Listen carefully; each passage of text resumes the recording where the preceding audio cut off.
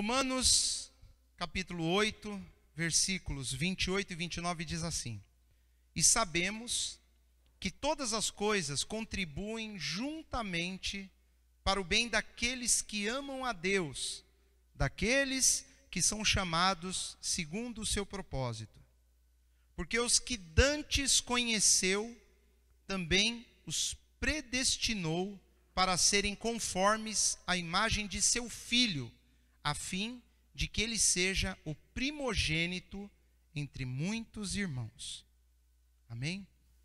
O livro de Romanos, a epístola, a carta aos Romanos, ela foi escrita pelo apóstolo Paulo. Paulo, ele escreve uma carta direcionada aos gentios, aqueles que ainda não haviam tido um primeiro contato com o judaísmo, e aqueles que já haviam tido um contato com o judaísmo através de pessoas que questionavam a nova fé, o cristianismo em si que começava a ser implantado. Os cristãos, eles começaram a levar a fé de Jesus pelo mundo todo.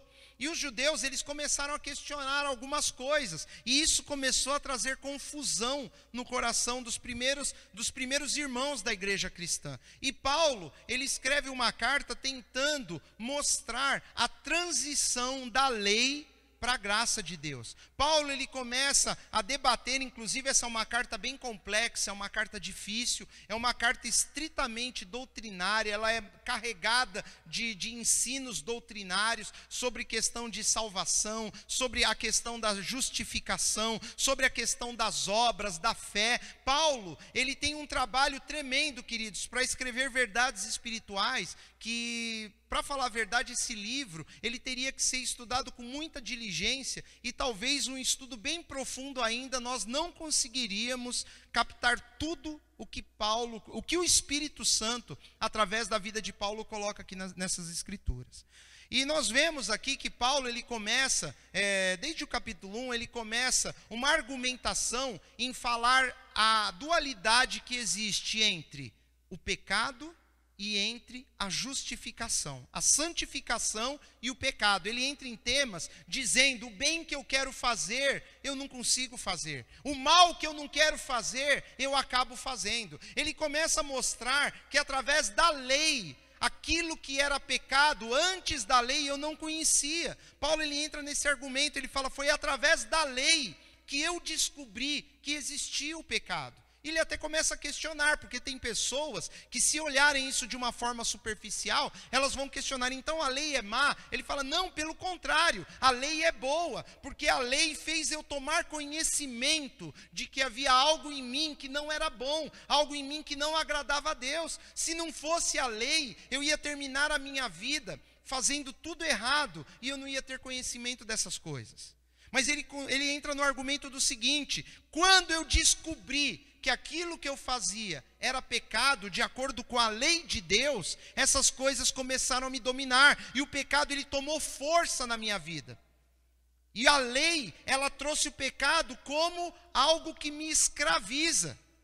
E aí Paulo entra de novo no argumento. Então alguns vão falar: então não é bom conhecermos a lei. Paulo fala: não, pelo contrário. A lei, ela é excelente, porque a lei, ela vai me mostrar que eu preciso de consertar a minha vida. A lei, ela só vai autenticar e mostrar para mim mesmo que eu estou errado. Paulo falando da lei do Antigo Testamento, a lei de Moisés. Ele vai entrar na questão de que a lei, ela serviu como um curador, como alguém que levava uma criança, cuidava de uma criança até a hora que ela fosse adulta. E no momento que ela fosse adulta, a lei entregaria a pessoa para viver uma vida adulta. Como se nós, sem a lei, nós não saberíamos como nos portar. É um argumento complexo que Paulo vem por vários capítulos argumentando sobre isso.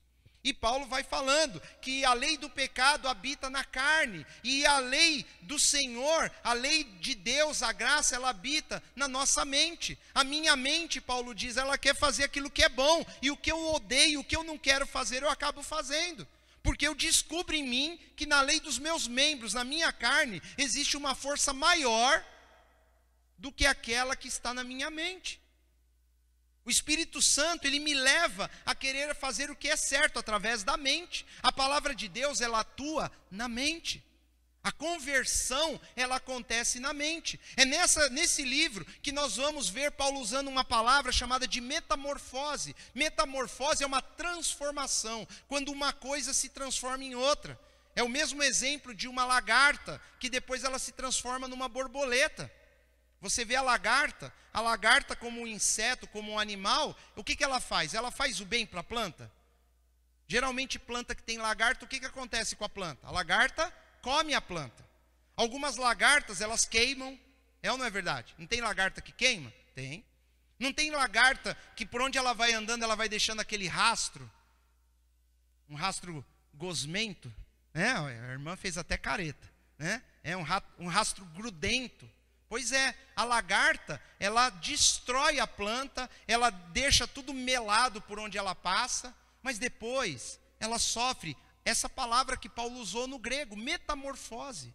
Sofreu uma transformação, ela vira uma borboleta. A lagarta que comia a planta, a borboleta faz outra coisa para as plantas. O que ela faz? A polinização. Ela leva pólen de uma flor para outra, ela acaba favorecendo a reprodução das plantas. A borboleta, diferente da lagarta que se arrasta, ela voa. Olha o contraste. A lagarta só anda se arrastando, 0 por hora. A borboleta voa. A lagarta é horrível. Alguém tem vontade de pegar uma lagartinha na mão e falar, oh, que bonitinha, fazer um carinho? Não. Mas a borboleta todo mundo acha lindo, não acha? Oh, que lindo, borboleta voando, colorida. Lagarta toda esquisita. Paulo, ele usa essa palavra de propósito. Ele está falando, meu irmão, antes de nós conhecermos Jesus, nós somos, espiritualmente falando, igual uma lagarta. Destrói tudo, deixa tudo gosmento e nojento, e é feio, e se bobear, queima. Mas depois que Cristo entra na nossa vida, nós somos transformados de lagartas em borboletas. Tudo bem que o irmão pode ficar meio assim, né? Borboleta não, né? Mas, enfim, é um contraste do que é o feio e o belo, do que é o que se arrasta e o que voa, do que é o que destrói a planta e o que ajuda a planta. Olha a diferença, e é o mesmo animal. Deus, ele fez algo tão fantástico, uma lagarta se transformando numa borboleta. E tem outros exemplos. Nós temos, por exemplo, o bicho da seda. O bicho da seda também, ele é uma lagarta. E quando ele vai se transformar, ele vira lá uma mariposa, não é? Mas nessa transformação ele faz um casulo para ficar escondido lá dentro. E aquele casulo, quando ela sai voando e vai embora, aquele casulo vira o fio de seda, que aí você faz um tecido maravilhoso. A transformação do bicho da seda ainda deixa um produto de primeira qualidade, né? Quem gosta de roupa de seda, acha bonito, né? Então, é caro, é ou não é? Inclusive por séculos, a seda, ela foi comercializada no mundo inteiro, e ela é um subproduto da transformação da lagarta, lá do bicho da seda, na mariposa, que ele se transforma depois. Eu não sei o nome técnico, mas eu sei que é mais ou menos isso aí. E sobra ainda a seda. A transformação, ela sempre vai trazer algo de bom, né, quando nós pegamos no sentido do que Paulo está falando. Mas eu não quero falar especificamente dessas coisas. Eu quero focar, depois de Paulo falar uma série de coisas aqui no capítulo 8, e o capítulo 8 ele é bem curioso. Paulo, ele vem, começando o livro de Romanos, o objetivo dele é mostrar a transformação que o Espírito Santo faz na minha e na sua vida. Esse é o objetivo de Paulo. Paulo, ele quer mostrar que o Espírito Santo é ele que vai fazer a diferença nessa nossa luta contra o pecado. É o Espírito Santo que vai nos guiar a realizarmos a vontade de Deus. É o Espírito Santo. Só que é interessante que até o início do capítulo 8, se você ler o livro de Romanos, do capítulo 1 até o 7, só vai fazer 2 menções ao Espírito Santo. É muito interessante isso. Só 2. Mas aqui no capítulo 8, se você tiver curiosidade depois na sua casa, conta quantas vezes ele se refere ao Espírito. 20 vezes. Só no capítulo 8. Paulo aqui, ele começa a focar que o Espírito Santo, ele tem uma obra fantástica para fazer na vida do crente. É o Espírito Santo, querido, que vai nos transformar de lagarta em borboleta. É o Espírito Santo que vai nos transformar em um destruidor de vidas, em alguém que gera vidas. Alguém sem graça, sem cor, às vezes até que repele, em alguém belo, espiritualmente, atrativo, que vamos ser um motivo de alegria para as pessoas. O Espírito do Senhor, o Espírito Santo. E Paulo começa a falar sobre algumas coisas, e aqui no versículo 26 do capítulo 8, ele fala que da mesma maneira o Espírito, é uma das vezes que ele cita o Espírito Santo, ele vai citar 20 vezes, Mas aqui ele fala, o Espírito ajuda as nossas fraquezas. Paulo vai falar, nós somos fracos. Quem vai nos ajudar nas nossas fraquezas? O Espírito Santo. Aí a sua Bíblia está Espírito com E maiúsculo? Espírito com E maiúsculo é o Espírito de Deus. O Espírito ajuda as nossas fraquezas, porque não sabemos o que havemos de pedir como convém. Está dizendo, nós não sabemos, a nossa oração, ela não é correta. Por mais que nós nos esforcemos, por mais que nós tentamos ver as orações da Bíblia, por mais que nós vemos as orações dos outros irmãos, nós não sabemos pedir como convém, da forma que deveria ser pedido. Nós não sabemos. Então ele fala, mas o mesmo Espírito intercede por nós com gemidos inexprimíveis. Ele está falando, nós somos fracos, nós precisamos de alguém que interceda por nós, e o nosso intercessor, hoje, o intercessor de oração, que nos leva a orarmos da maneira correta, é o Espírito Santo. E Jesus é o nosso intercessor entre nós e Deus, é através do nome de Jesus que eu oro, mas quem vai interceder por mim, quem vai entrar com a oração perfeita, que vai fazer a diferença, é o Espírito do Senhor. E ele continua no versículo 27, e aquele que examina os corações, que é Deus, a Bíblia diz que é o Senhor que esquadrinha mentes e corações. Ele fala que Deus, aquele que examina os corações, os nossos, ele sabe qual é a intenção do Espírito. Se tem algo errado dentro do nosso coração, o Espírito Santo ele vai orar algo que seja condizente com o que nós precisamos, não o que eu acho que eu preciso. Não sei se vocês estão me entendendo. Muitas vezes, querido, nós temos problemas na nossa alma, problemas na nossa vida, o nosso comportamento, o nosso caráter está deformado. Muitas vezes. É natural. O Filho de Deus, quando começa a andar com Jesus, ele ainda se encontra com um caráter a ser moldado, a ser transformado. E esse mesmo problema de caráter que nós temos, às vezes atua na nossa inteligência, no nosso entendimento de tal forma que eu penso que está tudo bem comigo. Eu acho que eu sou uma bênção. Eu acho que está tudo certo. Por isso que ele diz, aquele que examina os corações. Deus, às vezes ele está olhando para mim, eu estou achando que minha vida espiritual é uma bênção. Eu estou achando que a minha vida espiritual está tudo correto, que eu tenho feito as coisas que agradam a Deus. Mas Deus, que examina os corações, Ele me conhece. Então ele diz o seguinte, ele sabe qual é a intenção do Espírito. Muitas vezes o Espírito Santo vai estar intercedendo para Deus mudar o meu coração. E eu estou orando por outra coisa. Paulo está dizendo, queridos, nós não sabemos orar como convém. Nós temos que confiar no Espírito Santo para que Ele interceda por nós, naquilo que nós não conseguimos enxergar. Muitas vezes nós estamos fazendo coisas terríveis.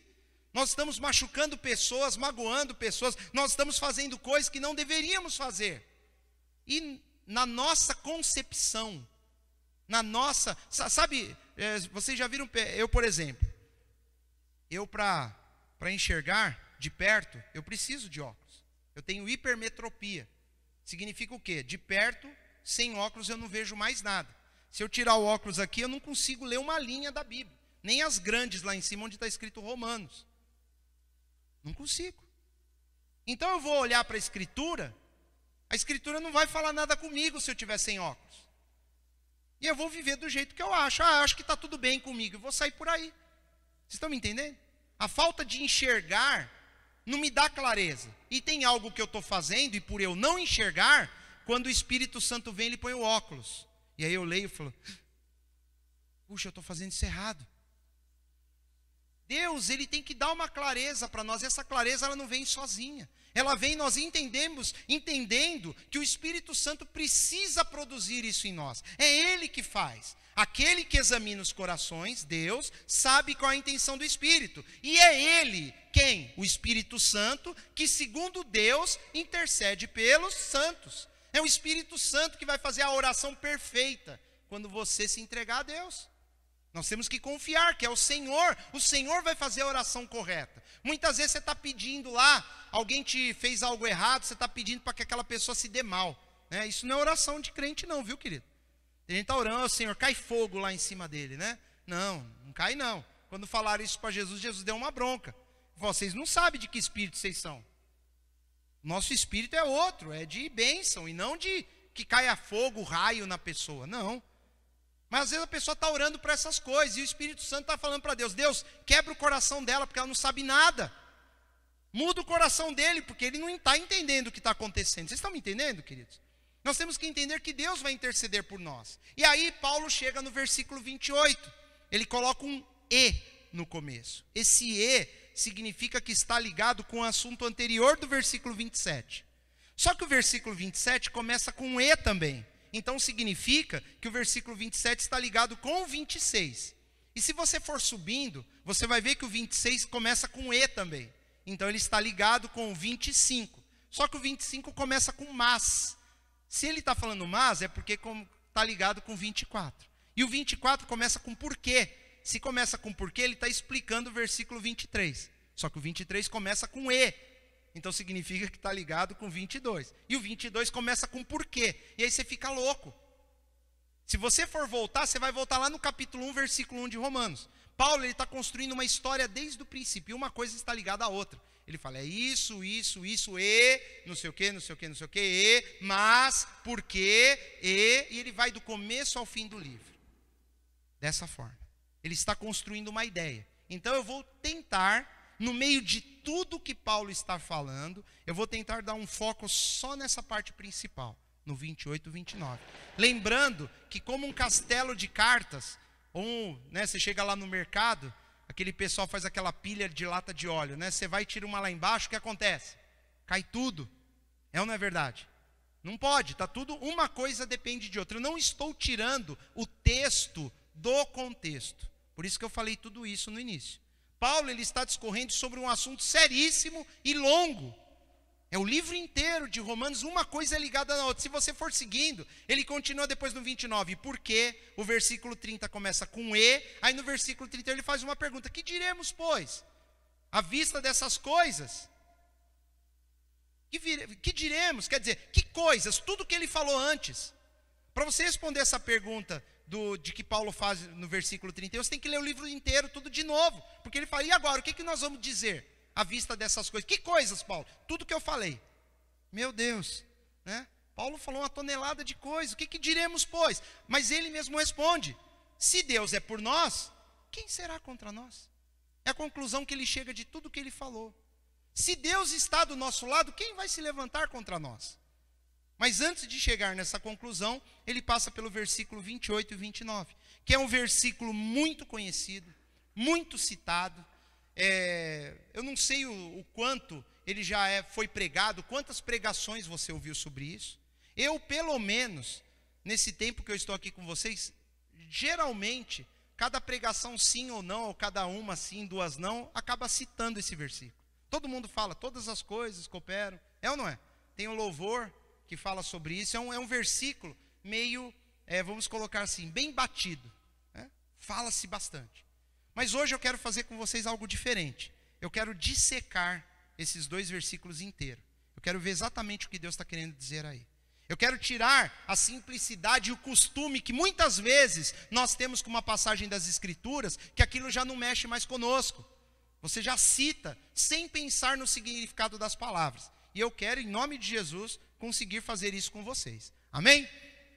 Então ele começa dizendo, esse E significa que tem a ver com o conteúdo todo anterior. Ele não está falando um assunto isolado. Tudo isso que nós dissemos, ele continua. E sabemos. Essa palavra sabemos. Paulo começa esse versículo dizendo, sabemos. Sabemos é a primeira pessoa do plural.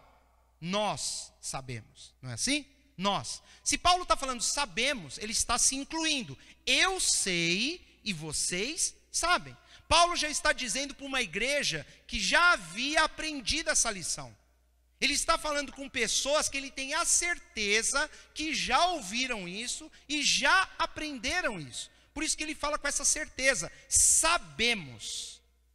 Ele fala com propriedade, nós sabemos, nós conhecemos, nós aprendemos, nós temos fé, nós temos a certeza. É isso que Paulo está dizendo. Então o que ele está dizendo aqui, ele não está falando com um público que vai duvidar do que ele está falando. Para ele construir o raciocínio dele no versículo 28 e 29, ele começa colocando uma condição, sabemos. Ele parte do princípio que você sabe o que ele vai falar agora. E se você não sabe, esse é o momento de saber. Porque Paulo aqui está dizendo, sabemos, nós já sabemos. Amém? Só o sabemos já dá tudo isso, né? Ele está afirmando, isso é um fato. Sabemos. Já haviam aprendido, já haviam sido instruídos. Então Paulo está falando, olha, eu vou falar de algo que todo mundo aqui já sabe. Nós sabemos. Vamos lá, pastor, o que nós sabemos? Né? Sabemos que todas as coisas. Sabemos que todas as coisas. Paulo está dizendo, tudo, todas as coisas. Todas as coisas. Você fala, mas o que é? Tudo que você pensar. Paulo está falando, você já sabe disso, que todas as coisas, tudo que acontece, tudo que é permitido por Deus, seja bom ou seja mal. Todas as coisas. Ele está falando de acontecimentos, ele está falando de fatos, de coisas que acontecem. Sabemos que todas as coisas, e aí vem o que na sequência? Contribuem juntamente. Contribuem juntamente. Ele está falando de contribuição. E a palavra contribuição aqui no contexto, ela é uma palavra positiva. Ela não é uma palavra negativa. É no sentido de contribuir para algo crescer, para algo melhorar. É a palavra grega de contribuição, é no sentido de fazer algo que gere um resultado, sempre no sentido positivo, que gera crescimento. Ele nunca vai contribuir aqui com essa palavra para o mal. Ele já está falando, acaba sendo até quase que um pleonasmo. Contribuem juntamente para o quê? Para o bem. Ele está querendo dizer, contribuem juntamente, essa palavra juntamente, ele está querendo dizer o seguinte, quando você olha em perspectiva, o que é isso em perspectiva? Se você está passando por um problema, vamos falar de um problema. Ele não falou que todas as coisas cooperam, contribuem? Então vamos imaginar um problema, você está passando por um problema na sua vida. Eu estou atravessando um problema. Vamos ver da perspectiva de dentro do problema. Quando eu estou dentro do problema, eu estou passando por aquele problema. Aquele problema, naquele momento, ele está sozinho. Só existe o problema. E eu não consigo ver muita coisa. Eu vejo aquele problema que eu estou enfrentando. Eu só consigo enxergar as consequências que eu imagino que virão a curto, médio ou longo prazo. Eu imagino coisas. E eu vivo a sensação daquele problema. Mas ele está falando que todas as coisas cooperam em o quê? Juntamente, em conjunto. Essa palavra cooperam juntamente, ele está dizendo para nós implicitamente, queridos, vocês não conseguirão entender o que está acontecendo enquanto você não olhar de perspectiva, você sair do meio do problema e imaginar que para ser conjunto tem que ser mais de um. Vocês estão me entendendo onde eu quero chegar? Se as coisas contribuem conjuntamente, com um problema só não vou entender nada.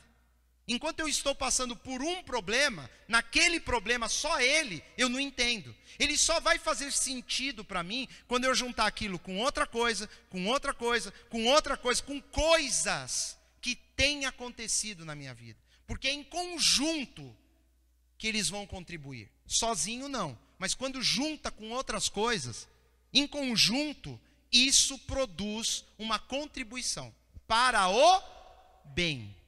Para o bem. É interessante. Ninguém consegue ver num problema, no momento da dor, no momento que está enfrentando algo difícil, ninguém consegue imaginar que aquilo vai ser para o bem dele. Porque naquele momento é ruim, é momento de dor, é momento de lágrimas, é momento de dificuldade, é às vezes de solidão, é um momento que a gente fica triste, nós questionamos a Deus, nós questionamos o nosso coração, mas o que Paulo está dizendo aqui, o que o Espírito Santo mostra para nós, é que isso, em conjunto com outros eventos que acontecerão, ou que aconteceram na tua vida, conjuntamente, isso vai contribuir para o bem. Olha que interessante. Mas aí, alguém pode questionar Paulo, o Espírito Santo ou a Bíblia. E falar assim, mas calma aí, eu vejo um monte de gente acontecendo um monte de coisa ruim na vida dela. E parece que a vida vai cada vez de mal a pior, vai piorando. Vocês já viram? Não tem casos que é assim? É, por isso que o Espírito Santo, na continuação, ele diz, o bem de quem? O que está escrito aí? O bem daqueles que amam a Deus. O Espírito Santo então está deixando bem claro. Calma aí. Então não é qualquer pessoa. Não. Mas a pessoa que ama a Deus, tudo que acontece na vida dela, quando juntar tudo em conjunto, vai servir por bem. Tudo. É o que eu estou falando. Você está às vezes atravessando uma fase na sua vida que você olha ao seu redor, você não consegue entender nada. Você não consegue ver, eu não consigo enxergar o porquê aquilo vai me fazer bem. Porque Paulo está dizendo que nós já sabemos, a igreja daquela época sabia que todas as coisas que acontecem quando vira um pacote grande, conjuntamente, elas vão produzir o bem na vida daquele que ama a Deus. Jesus, quando estava morrendo na cruz, aquele momento da morte dele na cruz, é um momento terrível. Tem coisa pior que isso? Não. Se ele focasse aquele momento, ele não ia entender o restante, mas ele conseguia ver o cenário. Ele conseguia ver que aquela morte naquele momento, junto com uma série de coisas, junto com a ressurreição que viria 3 dias, junto com a sua ascensão aos céus, junto com o Espírito Santo sendo derramado sobre os discípulos, aquilo ia trazer a nossa salvação. Então ele conseguiu olhar para aquele momento terrível e ver o contexto, o conjunto. Ele conseguiu ver a perspectiva. Ele conseguiu enxergar além do que ele estava vivendo o momento. Paulo está querendo dizer para nós, querido, nós já sabemos que o que eu estou enfrentando no momento, se eu amo a Deus, no final vai servir para o meu próprio bem. E nós como crentes, nós temos que entender essas coisas. Existe uma linha doutrinária que prega, que ensina que o Filho de Deus não passa por aflições, que diz que a pessoa que busca Jesus, ela não passa por problemas. Eu não sei de onde eles tiraram isso, eu não sei que Bíblia que eles estão lendo. A Bíblia que eu conheço fala que um dia virá o dia mau, e eu vou estar pronto para o dia mau, eu vou estar revestido, eu vou estar preparado. Se você está esperando que pode acontecer coisas difíceis, quando elas vierem, meu irmão, você encara. Mas se eu ficar aqui o ano inteiro falando para vocês que não acontece nada ruim com quem anda com Deus, a hora que acontecer alguma coisa, que vai acontecer, você vai me questionar. E aí você vai acreditar que eu estou ensinando a Bíblia, você vai questionar a Bíblia. E aí você vai achar que Deus é injusto. Porque o pastor disse que não acontece nada ruim com quem anda com Deus. E não é verdade. Jesus é o maior exemplo. O Filho de Deus veio para padecer na terra. Se fizeram isso com o Filho de Deus, quem dirá de nós? Mas eu pensei que andar com Jesus era uma vida maravilhosa. É maravilhosa. De vitórias. As lutas vêm, se levantam para nós vencermos. E nós temos que ter em mente, Paulo está falando, queridos, vocês já sabem, nós todos sabemos que tudo o que acontece, todas as coisas, em conjunto, elas contribuem para o bem daqueles que amam a Deus. Conjuntamente, elas vão dar o resultado. Só que só daqueles que amam a Deus. Ele deixou bem claro. Quem não ama a Deus, não vou dizer que vai dar tudo errado, tudo, mas as coisas ruins quando acontecem, faz a situação ficar cada vez pior. E a pessoa piora. Na realidade, quem não ama a Deus, ela vive meio que pela, não sei se tem essa palavra, aleatoriedade.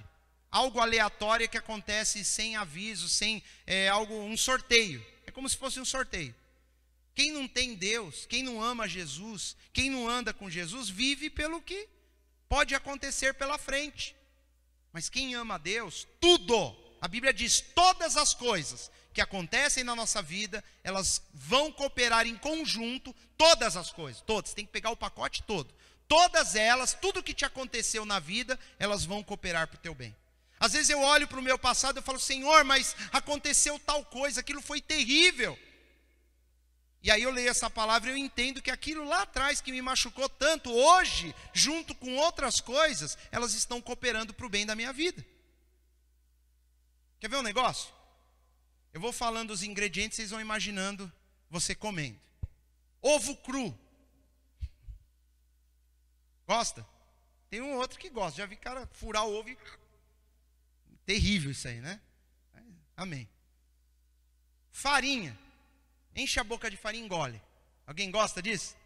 Horrível. Do que o pastor está falando, né? Sal. Pega uma colher de sal e come.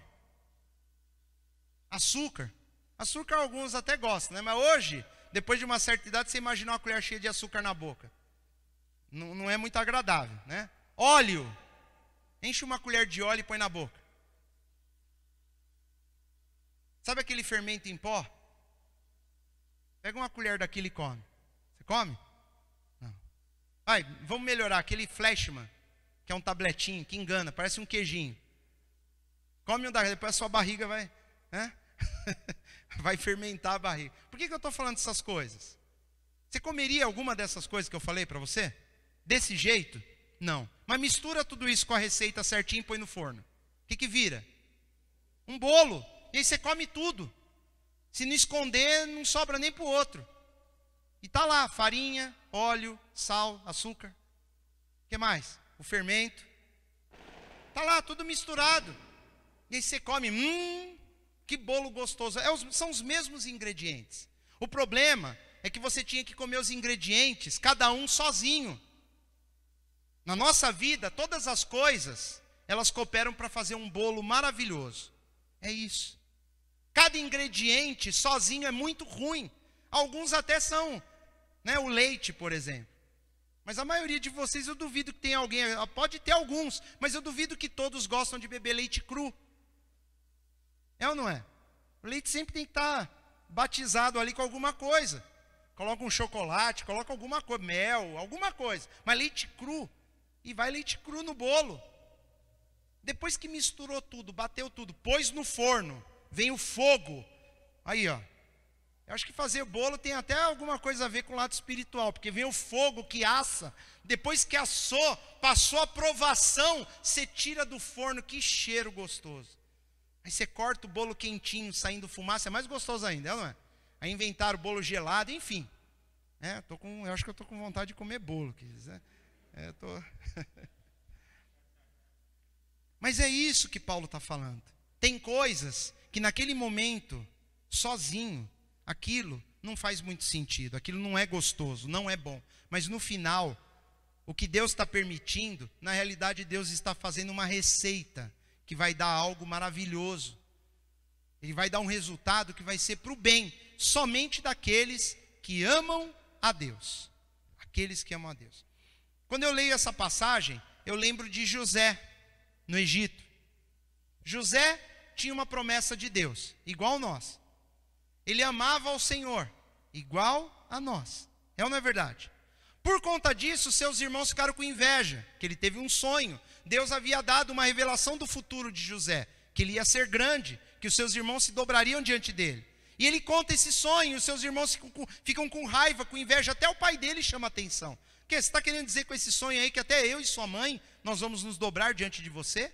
Caramba, o sonho dele incomodou, e ele foi vendido como escravo. O que você pensaria nisso? Deus te dá uma promessa, que você será grande, e aí você é vendido como escravo.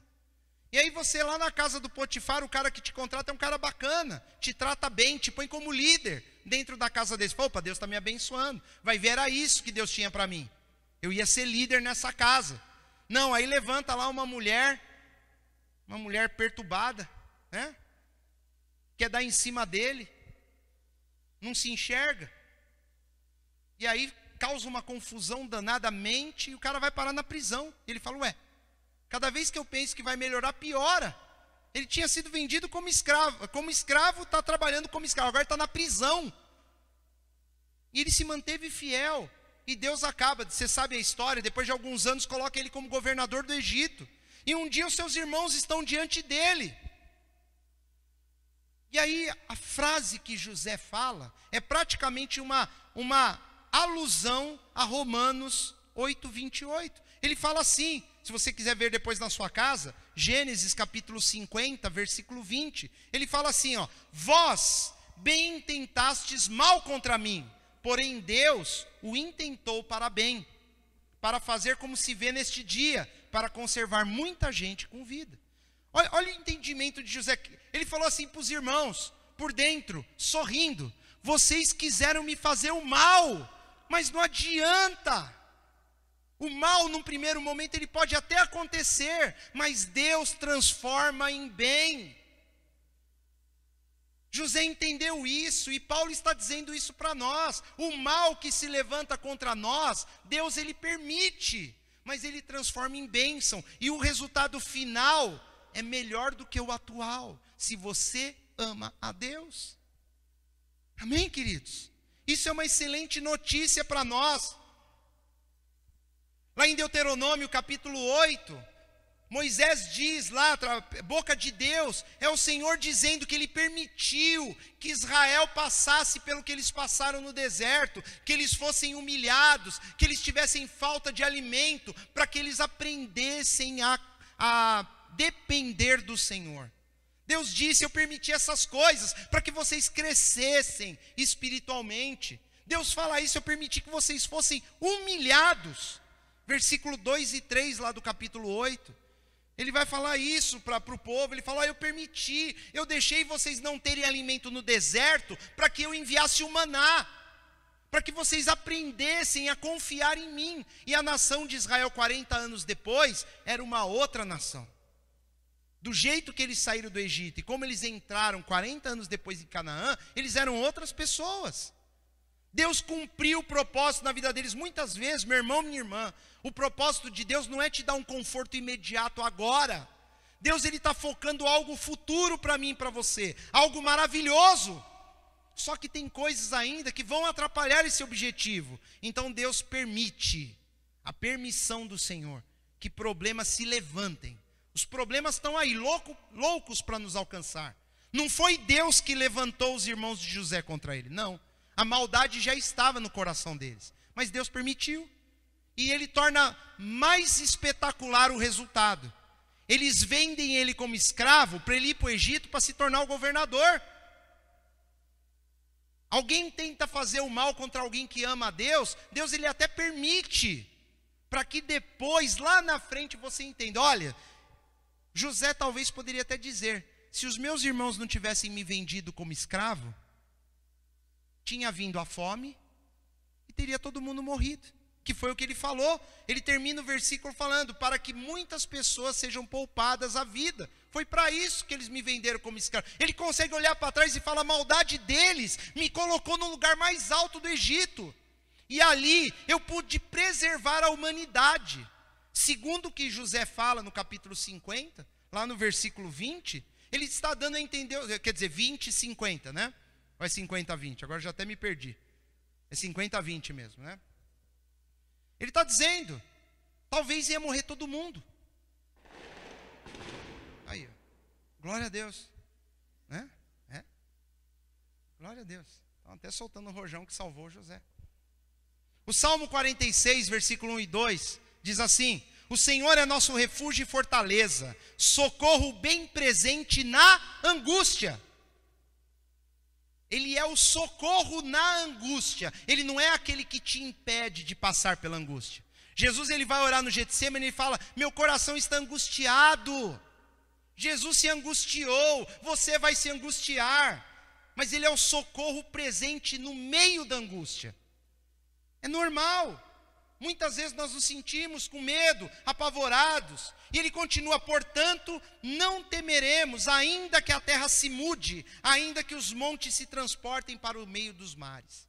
Nós não vamos temer. Ele está dizendo, não adianta, queridos. Se você ama a Deus, tudo o que acontece é para o seu bem. Pode se levantar o que for. Ele está dizendo, o salmista está dizendo, ainda que os montes sejam lançados nos mares. Ele está querendo dizer, ainda que dê um terremoto tão grande que abale toda a estrutura da terra. Ele fala, eu sei que o que acontecer no final é para o meu bem. Isso é uma fé cristã forte. Essa é uma fé verdadeira que Cristo quer produzir nos nossos corações. Paulo fala, em uma de suas cartas, 2 Coríntios, ele fala que a nossa leve e momentânea tribulação está produzindo para nós um peso de glória. Ele fala, isso é leve, é momentâneo, comparado com o que virá no futuro. Jesus, ele olhou o que ele ia conquistar no futuro. Ele conseguiu passar pela cruz. A coragem dele de se entregar para a cruz vinha da vitória que ele ia ter lá na frente. Muitas vezes você vai suportar algumas coisas, entendendo que Deus vai te dar uma vitória lá na frente. Se você não tem essa certeza, qualquer coisa que se levanta é desanimador, é ou não é? Mas se você sabe que Deus está no controle da minha e da sua vida, se você entendeu, como Paulo diz, nós sabemos que tudo o que acontece em conjunto vai produzir o bem na vida daquele que ama a Deus. Se você tem essa consciência, quando se levantar um problema, você consegue compreender que Deus vai transformar aquilo em bem, Ele vai fazer com que aquilo te ajude. Lá em Hebreus, o autor da carta aos Hebreus, ele começa a falar em certas partes, lá no capítulo 12, ele vai entrar no mérito de que Deus, ele castiga aquele que ele ama. Algumas vezes ele tem que disciplinar a pessoa, mas isso é para o bem. Ele ama a pessoa, ele tem que direcionar. O pai e a mãe, nós aqui na terra, como pais e mães, a gente tenta fazer o melhor possível para educar o nosso filho. E quem garante que o que nós fazemos é o correto? Alguém garante? Não, mas Deus é perfeito. A Escritura diz, nós, sendo falhos, nós queremos corrigir nossos filhos, achando que nós estamos fazendo melhor. Por que quando Deus quer nos corrigir, nós não aceitamos? É para o nosso bem. A correção de Deus, com certeza. E essa correção de Deus, ela pode ser ativa ou passiva. Como assim? Deus mesmo pode estar produzindo a correção, ou Deus está deixando que o mal se levante. Para o nosso bem, para o nosso crescimento. Muitas vezes eu não fiz nada de errado. Jesus não fez nada de errado. E ele foi penalizado. José não fez nada de errado. E ele passou por um problemão. Tiago, ele fala que nós temos que entender que a prova da nossa fé produz paciência. O que é a prova da fé? Quando acontecem coisas difíceis que você tem que pôr a fé em prova.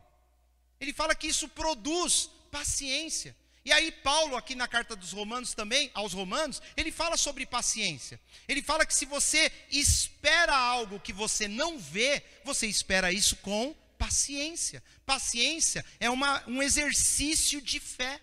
Esperar algo que eu quero que aconteça. Está muito complexo? Não, né, queridos? Mas o que nós temos que guardar? Em primeiro lugar, Paulo ele tem a certeza que nós já aprendemos essa lição. Sabemos que todas as coisas contribuem juntamente, isoladamente você não vai entender. Se você comer a farinha seca lá, você não vai gostar. Beber o óleo seco não dá certo. Mas já mistura a farinha com óleo, já dá um negocinho diferente. Mistura a farinha com óleo, põe um pouquinho de sal e frita. O que vira? Vira meio que vira uma bolacha, um pãozinho esquisito, né? Mas já dá para comer. Dá ou não dá? Farinha, óleo e sal misturado lá com uma aguinha, alguma coisa, já virou alguma coisa. Enquanto tá só a farinha, você fala, não quero comer isso não. Mas vai misturando. É isso que Deus está mostrando para nós. E ele termina o versículo 28 dizendo, daqueles que são chamados segundo o seu propósito. Essa palavra daqueles diz o seguinte, se você ama a Deus, Deus ele vai te chamar para o propósito dele. Você vai fazer parte disso. Se você ama o Senhor, você está automaticamente no grupo dos que são chamados. Ele fala, daqueles, os que amam a Deus são aqueles que são chamados segundo o seu propósito. Deus tem um propósito na sua vida. E o propósito é dele, não é nosso. Se você ama a Deus, você tem que entender que você vai abrir mão dos seus propósitos. E Deus vai te dar os propósitos dele. Sou bem eu que sei os pensamentos que tenho a vosso respeito. Não é o que Deus diz? Pensamentos de paz e não de mal, para dar o fim que esperais. O fim é eu e você que esperamos. Todo mundo aqui quer ter um fim bom. Deus fala, eu vou te levar para esse fim que você quer. Mas sou eu que sei o caminho. Não adianta você orar a Deus pedindo para Ele obedecer o que você quer. Não, você quer ser abençoado? Eu quero. Então confie em Deus, que Ele vai te levar pelo caminho dele. O dito popular diz que Deus escreve certo por linhas tortas. Eu não concordo. Para mim, Deus escreve certo por linhas certíssimas. Nós que vamos por linhas tortas achando que nós vamos chegar lá. E aí Deus, quando coloca no caminho certo, o caminho certo não é tão agradável quanto o que nós queremos ir. Mas chega no final. O final é bênção. Versículo 29.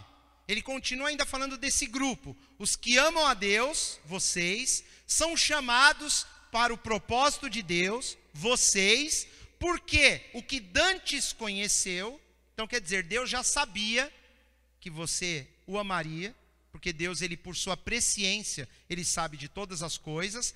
Antes, ele já sabendo que você um dia ia amá-lo, ele já te predestinou para uma coisa. Ele te predestinou, não, ele não te deu um destino, não. A predestinação é para ser conformes. Ele quer que vocês, que nós nos transformemos na imagem do seu Filho Jesus. Esse é o projeto de Deus.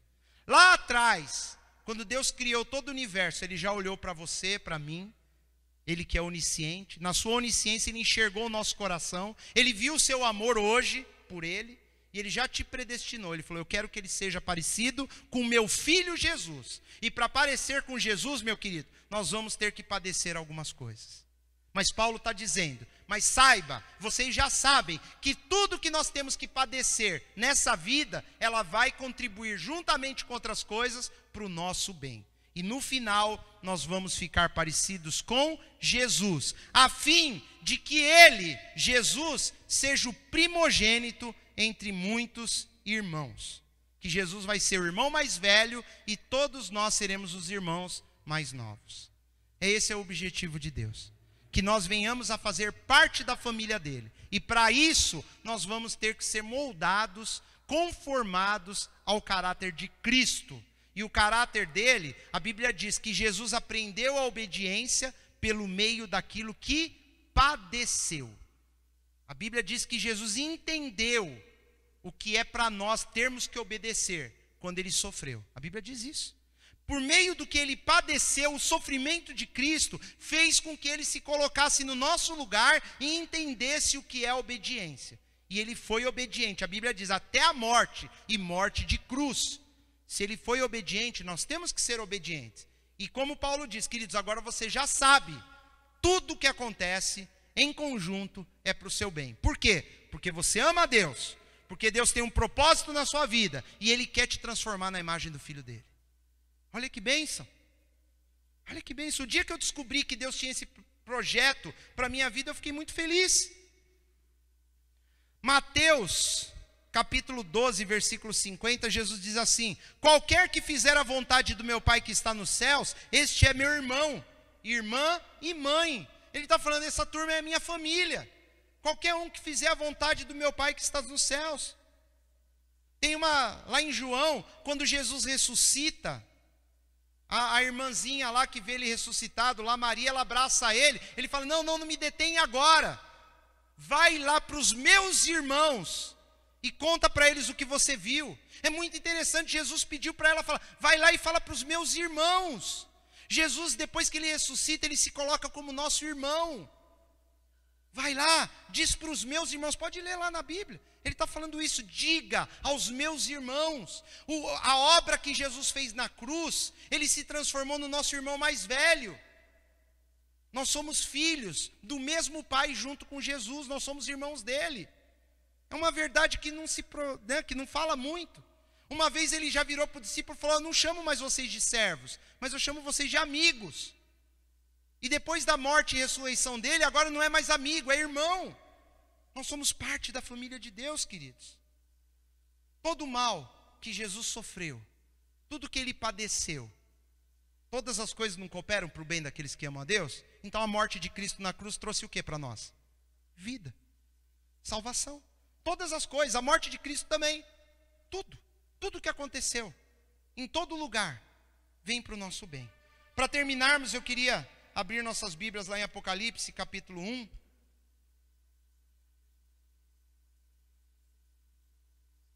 Apocalipse, capítulo 1, versículos 5 e 6.